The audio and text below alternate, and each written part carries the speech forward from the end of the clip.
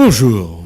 C'est vraiment extraordinaire ce qui se passe en Guadeloupe et il faut le dénoncer afin que chacun soit face à ses responsabilités. Une grève perturbe depuis plusieurs jours la distribution de l'eau et les robinets, dans leur quasi-totalité, sont à sec.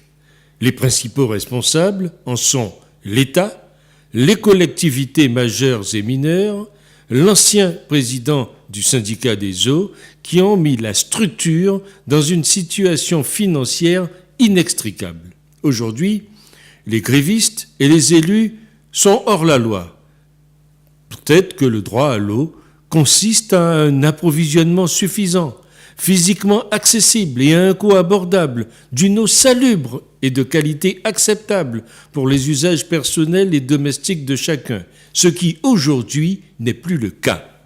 Ce sont les usagers qui payent la mauvaise gestion de l'ancienne équipe, même des élus politiques, repus de champagne, de voyage et de tout le reste. Qui portera plainte dans ce pays déstructuré où règne l'anarchie? Est-ce qu'ils sont conscients qu'ils sont une fois encore en train de plomber l'économie chancelante du département?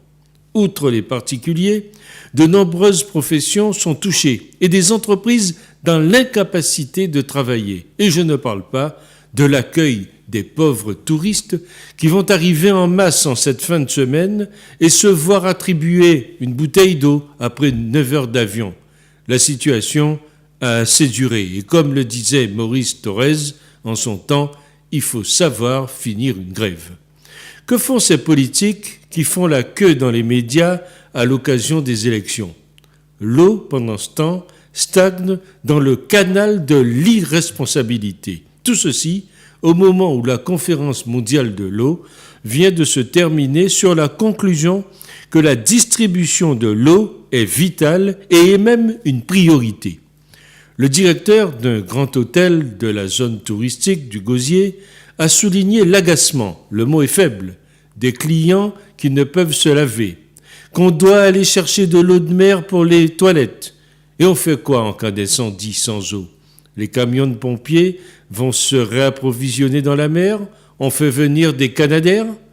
Et ce touriste qui écrit « On manque d'informations », venu pour une semaine en vacances sur votre magnifique île, au bout d'un jour, on se retrouve sans eau, même pour le minimum basique. Les restaurants ferment un à un, on est obligé de grignoter de la nourriture sèche. Bref, d'énormes sacrifices, dit-il, pour un séjour qui ressemble plus à Koh-Lanta qu'à des vacances. Merci. C'est le fiasco, on le voit encore, de la filière touristique qui continue. Car ces clients-là feront de la mauvaise publicité et on ne les reverra jamais. La Guadeloupe avait-elle besoin de cela? Le je m'en foutisme de certains de ses élus, la dictature des syndicats. Et après cela, on va se plaindre du tourisme qui régresse? Une telle situation n'arrive pas du jour au lendemain, mais est le résultat d'une incurie patente. À ce stade, parler d'incapables est un doux euphémisme. Il serait temps que nos politiques et fonctionnaires, grands experts en blabla et autres réunionites, nous prouvent que leurs fonctions sont bien justifiées. On n'est pas au niveau zéro, non. On est bien en dessous et il semble qu'on creuse encore. Mais le copinage aidant, on revotera pour les mêmes. Cependant, sachons qu'un âne ne sera jamais un cheval de course et des ânes, nous en avons des troupeaux, c'est ce que je crois.